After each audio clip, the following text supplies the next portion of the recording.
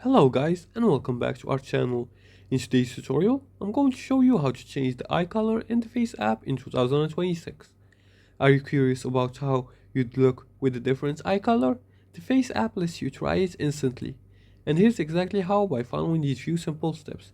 But before we start, here's a quick guide on how to download and install the application in the FaceApp. We're gonna go to the Play Store or App Store depending on which device you're using.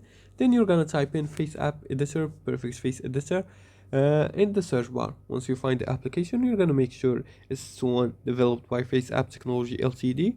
Once you find it and install it, you're gonna launch the app and grant it access and permission to access your camera and gallery. Once you do that, it will display all the pictures in your gallery that has a clear view of a face. Now here, like you see here, so you're gonna choose a picture from your gallery, or you can take an instant one. Once you upload it, you're gonna select here. You're gonna go to the eye or face section. Let's look for the eye here. Let's look here. There are skin, size, hairstyle, hair color, smiles, features, beards, makeup, age, gender, glasses. So you're gonna go to the features right here. As you can see here, there are lots of features. So you're gonna keep looking. For example, you can also apply glasses like this. You can find here, as you can see, there are no glasses here. It takes your glasses. As you can see, there are glasses. It takes your glasses. You can add glasses here.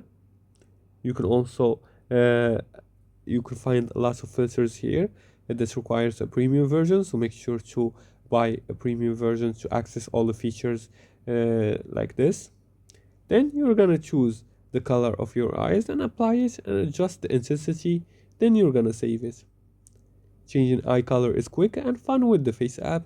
Try a different look and find your favorites. And if you liked this video and found this helpful, please like and subscribe and leave a comment below the video if you have further more questions about this topic.